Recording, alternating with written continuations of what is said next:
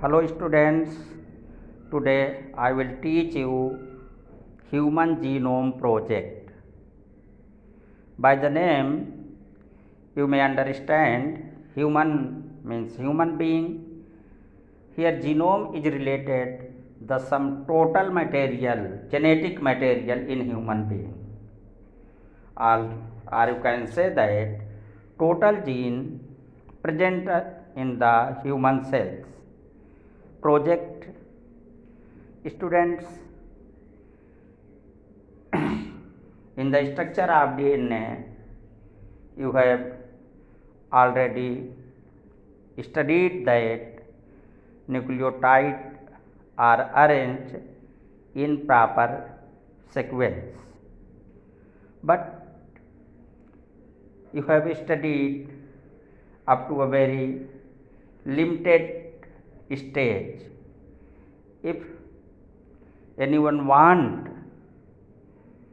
to sequence the total nucleotide present in human genome, then it would be very difficult. Keeping this in mind, Human Genome Project was started. It was the joint adventure of, do you know the joint adventure of US Department of Energy and National Institute of Health. In later it was also joined by Wellcome Trust of United Kingdom. Students, it was launched in 1990 and completed in 2003. Actually, it was completed in 2006, but the target was only of 13 years. I will tell you in later why it was actually completed in 2006. This project worked towards the determination of complete DNA sequence of human beings. You know that if you extract the DNA from a cell and spread it, then the total DNA of a cell will be of 2.2 meter of length, and on this DNA, nucleotides are arranged in a proper sequence. To know this sequence, Human Genome Project was launched by knowing the sequence of nucleotide on DNA and studying about the genes. We can solve many problems such as diseases. We can increase the production in agriculture, etc. This project was based on to find these facts. You know that DNA is the storehouse of genetic information. You know that it is the DNA which transfer parental traits to its offspring. Its sequence of base pair can solve mainly medical, agriculture, environmental and evolutionary mysteries. Students, here we know about the relationship of HGP. The short name of Human Genome Project is HGP with bioinformatics. What do you mean by bioinformatics?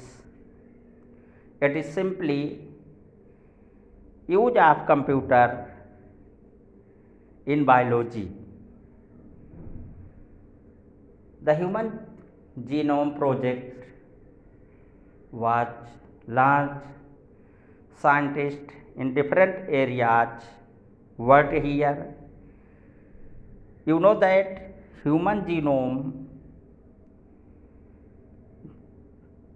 genome refers to the totality of genes that are present in a human being, and human genome contains 3 million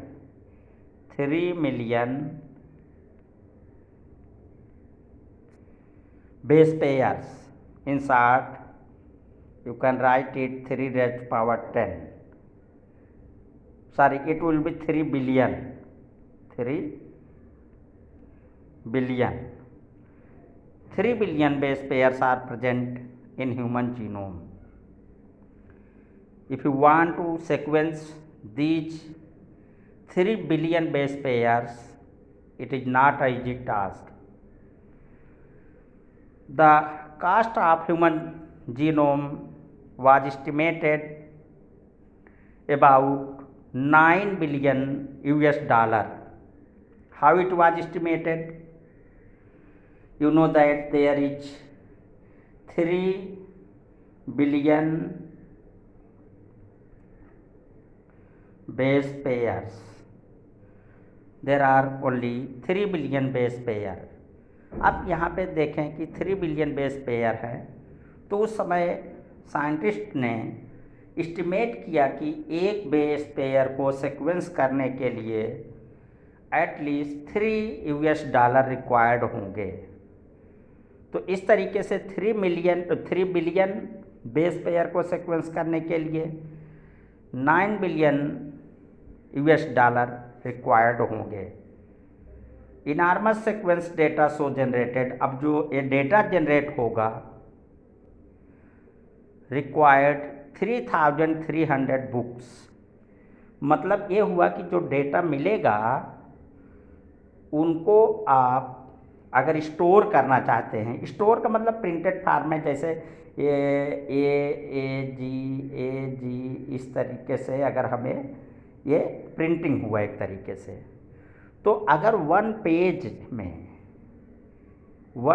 में आप 1000 base pair means 1000 letter अगर print करेंगे और one book में, और जो page होगा, जो बुक होगी 1000 पेज की होगी, तो पूरा जो न्यूक्लियोटाइड का सीक्वेंस है उसमें स्टोर करने के लिए यानी प्रिंट करने के लिए 3300 बुक्स की ज़रूरत पड़ेगी। सोच लीजिए कि कितना डिफ़िकल्ट टास्क है इसको रखना। तो टोटल जो है 3300 बुक्स की ज़रूरत पड़ेगी। एक क्वेश्चन आता है, why the human genome project is considered as mega project. तो इसीलिए इसको मेगा प्रोजेक्ट हम कहते हैं। एक तो बताया कि ह्यूमन जीनोम में जो है 3 बिलियन बेस पेयर्स होते हैं, और 3 बिलियन बेस पेयर्स को सीक्वेंस करने के लिए अगर एक बेस पेयर को सीक्वेंस करने के लिए $3 की ज़रूरत पड़े, तो टोटल 9 बिलियन जो है $, की ज़रूरत पड़ेगी। इसी तरीके से डेटा स्टोरेज के लिए अगर हम पर पेज 1000 लेटर प्रिंट करें और वन बुक में 1000 पेजेज हों, तब भी 3300 बुक्स प्रिंट करना पड़ेगा। इसलिए भी इसको मेगा प्रोजेक्ट कहा जाता है। तो इतना आसान नहीं है उसको बुक में, तो इसीलिए इनके लिए डेटा स्टोरेज के लिए high speed computer device, high speed computer program शुरू किया गया, और उसके लिए properly design. Thanks for storing, retrieving and analysing this enormous data, a new branch of biology has been developed known as bioinformatics. तो इसी डेटा को storage करने के लिए बायोलॉजी में कंप्यूटर का यूज किया गया, हाई स्पीड कंप्यूटर का यूज किया गया। उसके लिए अलग जो है प्रोग्राम डिवाइस किया गया। तो नए बायोलॉजी की नई ब्रांच एग्जिस्टेंस में आई, जिसको हम बायोइन्फॉर्मेटिक्स कहते हैं। जीनोम्स ऑफ मैनी, और इसमें था नॉन ह्यूमन मॉडल्स। जब ह्यूमन जीनोम के मिस्ट्री को समझ लिया गया तो जो नॉन ह्यूमन्स थे उनके भी जीनोम को सीक्वेंस किया गया, जैसे बैक्टीरिया, यीस्ट, इसके अलावा सिनोहैबिटिड्स, एलिगेंस, ड्रोसोफिला, इनके जीनोम को सीक्वेंस किया गया जिससे इनको डिफरेंट एरियाज में यूज किया जा सके। अब यहाँ पे स्टूडेंट्स, ह्यूमन जीनोम प्रोजेक्ट का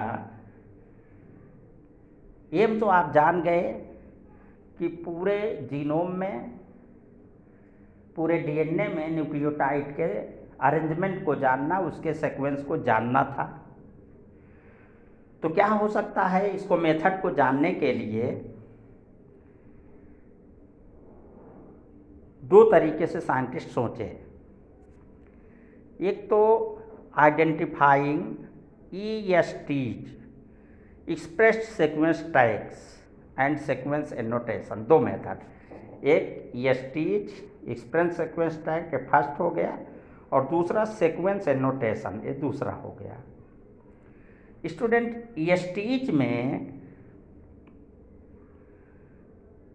क्या किया गया, आपने देखा कि ट्रांसक्रिप्शन में क्या बना, मैसेंजर RNA बनता है, लेकिन यूकैरियोटिक में आपने पढ़ा कि इसका प्रोफार्म बनता है HNRNA, जो कि फंक्शनल नहीं होता है। ये फंक्शनल नहीं होता है तो क्या हुआ, क्यों नहीं फंक्शनल था, उसमें एक्जान और इंट्रान था। एक्जान कोड करता था और इंट्रान कोड नहीं करता था, तो स्प्लाइसिंग किया गया, तो जो एक्जान्स बना तो ये एक्सप्रेस्ड है सीक्वेंसेज।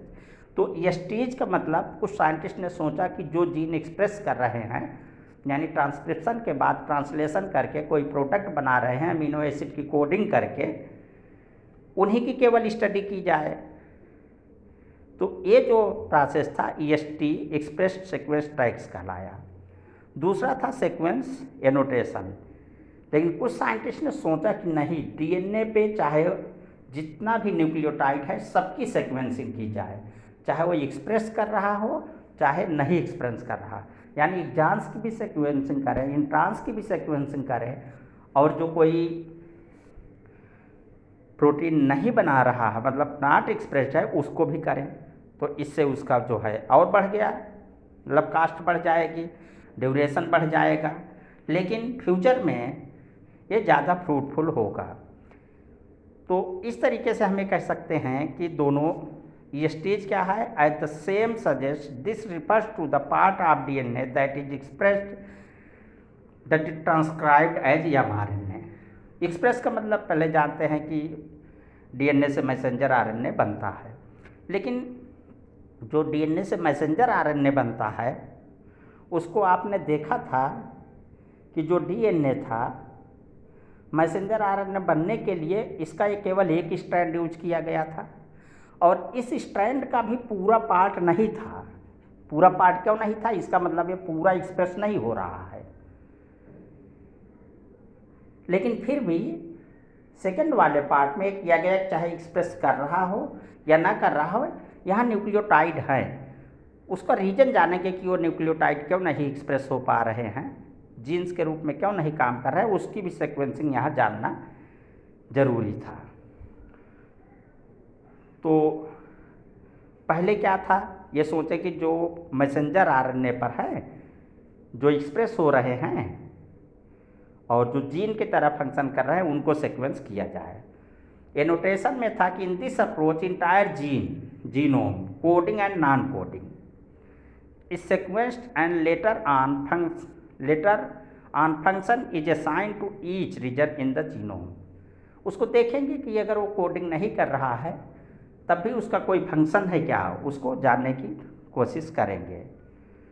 तो जीनोम सीक्वेंसिंग, अब सीक्वेंसिंग का मतलब अरेंजमेंट ऑफ न्यूक्लियोटाइड्स, इसको करने के लिए क्या करते हैं, ये तो सेल में है, DNA न्यूक्लियस में है, वहाँ हम कैसे सीक्वेंसिंग कर सकते हैं? तो हमें डीएनए को एक्सट्रैक्ट करना पड़ेगा। एक्सट्रैक्ट मतलब ये सेल है, यहाँ न्यूक्लियस में डीएनए है, इसको बाहर निकालना पड़ेगा, तब सीक्वेंसिंग करेंगे।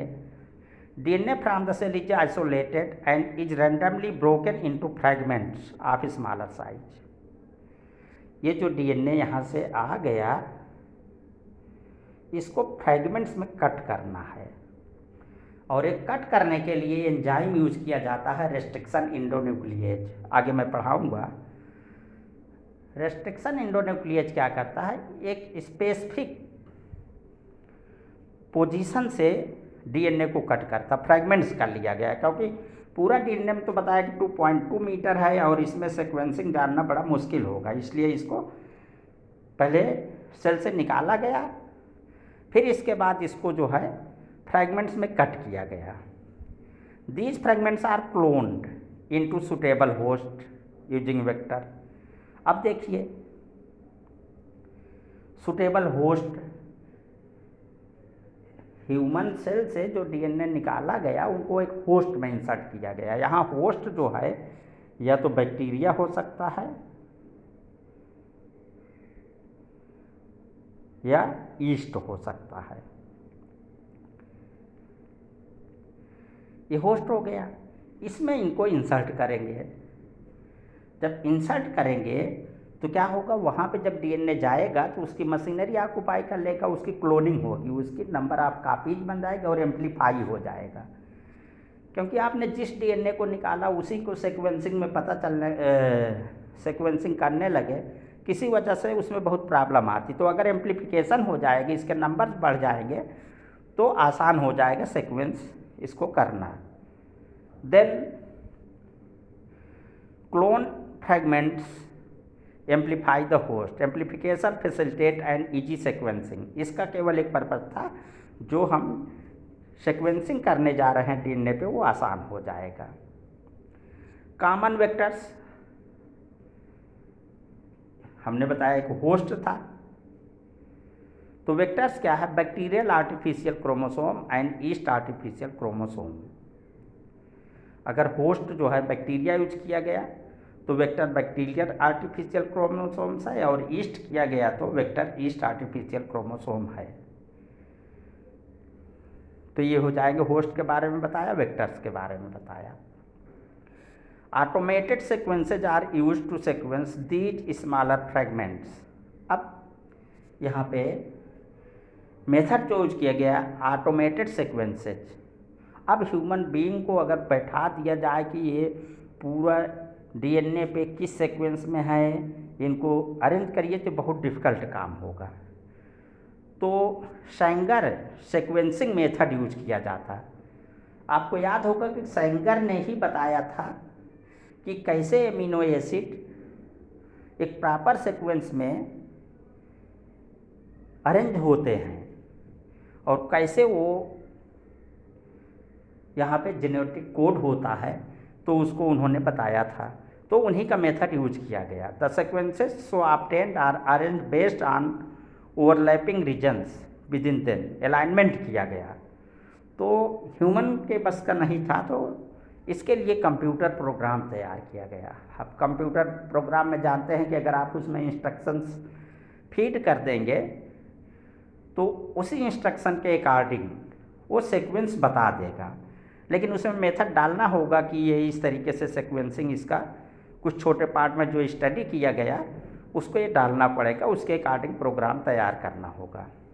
Alignment of the sequences is also done automatically by computer programs. Then these sequences are annotated and assigned to each chromosome. इसके बाद स्टूडेंट्स आया ये preparation of genetic and physical maps on genome.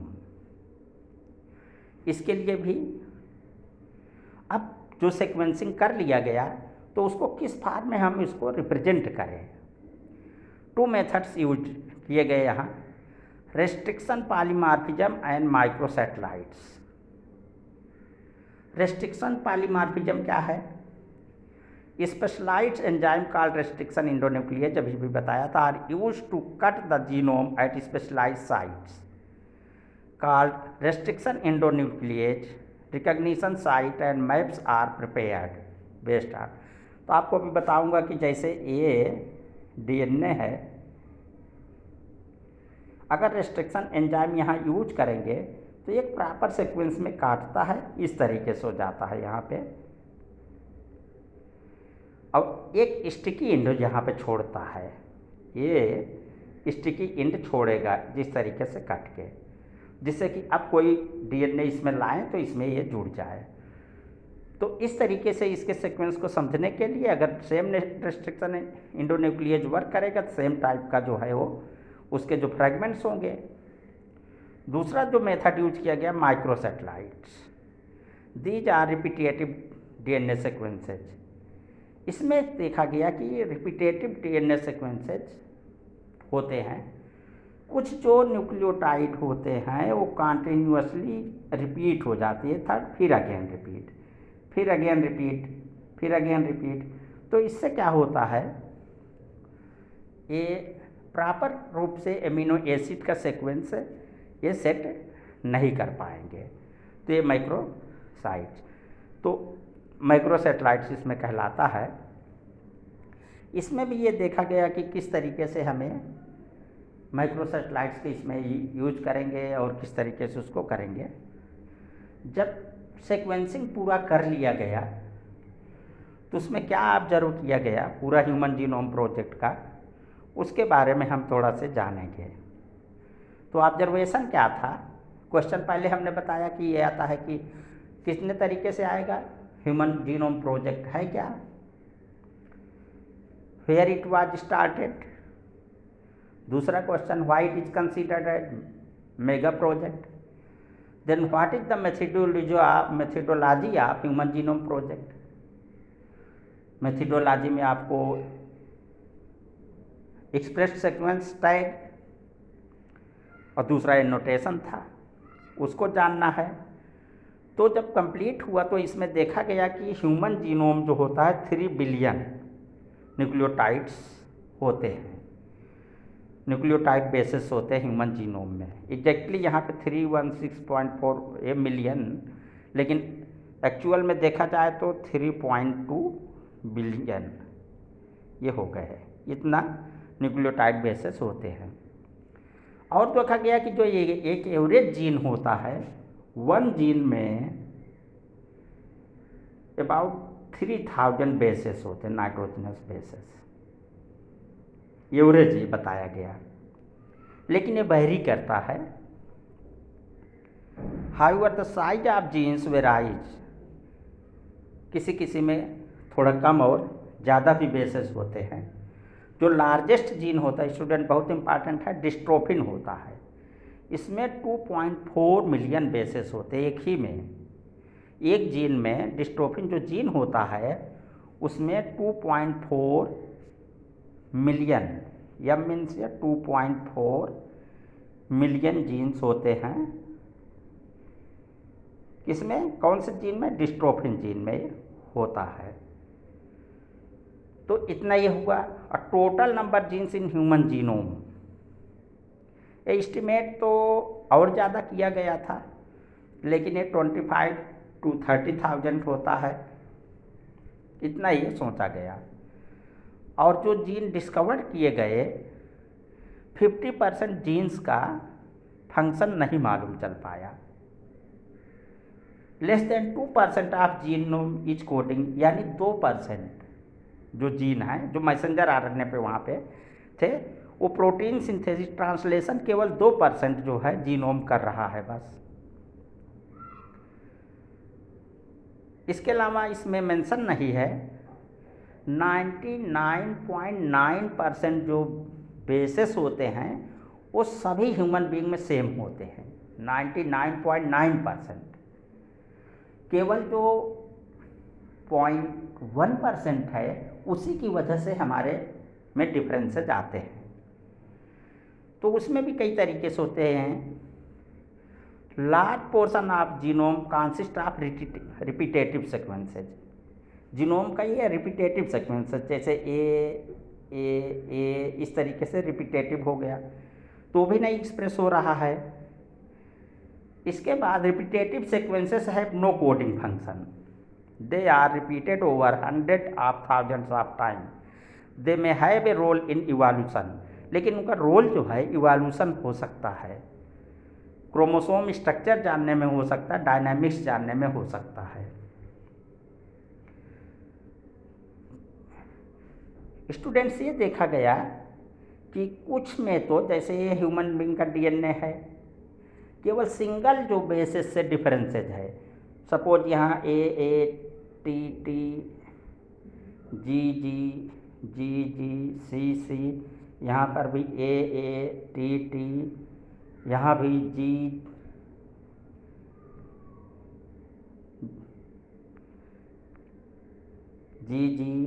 सी यही same आया जी सी, और यहाँ पर भी ए टी जी सी है। मतलब ये तीनों में इतना सब कुछ सेम है, ये भी पूरा देखे सेम है, लेकिन यहाँ एक डिफरेंस आ गया, यहाँ ए हो गया, यहाँ जी हो गया, यहाँ सपोज सी हो गया, तो तीनों में केवल एक नाइट्रोजनस बेसिस का डिफरेंस है। तो ऐसे भी है, केवल इतने डिफरेंस से हैं। क्रोमोसोम विद मोस्ट जीन्स, जो हमारा क्रोमोसोम नंबर 1 होता है, इस पर सबसे ज़्यादा जीन्स होते हैं 2968, और जो क्रोमोसोम वाई होता है उस पर सबसे कम जीन्स होते हैं 2031। ये देखिए दिखाया गया अभी जो मैं बता रहा था, SNP सिंगल न्यूक्लियोटाइड पॉलीमॉर्फिज्म आकर at about 1.4 million locations in human DNA. सोचिए ह्यूमन डीएनए जो है 2.2 मीटर है, इसी में ही इतनी लोकेशंस हैं कि 1.4 मिलियन प्लेसेस पे, मिलियन ये सपोज प्लेसेस है, तो मिलियन प्लेसेस पर क्या होता है, इतनी जगहों पर जो सिंगल न्यूक्लियोटाइड पॉलीमॉर्फिज्म होता है, they are believed to have significance in explaining diseases and evolutionary history of human beings. हमने बताया सब सिमिलरिटीज है, तो जो सिंगल आ गया न्यूक्लियोटाइड बेस, क्या इसकी वजह से कोई डिजीज तो नहीं काज हो रही है, तो उसको समझने में काफ़ी इसमें हेल्प मिलेगी। तो हमने बताया कि 99.9% जो है सब में सेम है, और जो 1% डिफरेंस है उसकी वजह से हमारे में डिफरेंसेज है। इसके अलावा स्टूडेंट्स VNTR होता है, variable number of tandem repeats. तो क्या होते हैं, डीएनए पे कुछ जो न्यूक्लियोटाइड बेसिस है कंटिन्यूअसली रिपीट्स हो जाते हैं, रिपीट होते जाते हैं, इस तरीके से रिपीट हो जाते हैं। तो कंटिन्यूअसली AATT अगेन AATT, ए रिपीट होता जाता है, और यही चीज़ जो है पर्सन टू पर्सन डिफर करता है, और ये जो होता है जेनेटिकली इनहेरिटेड होता है, यानी पेरेंट्स से ऑफस्प्रिंग में जाता है, और इसी का यूज करके हम डीएनए फिंगरप्रिंटिंग करते हैं। तो students, this is all about human genome project. आगे वाले टॉपिक में हम लोग डीएनए फिंगर प्रिंटिंग के बारे में पढ़ेंगे।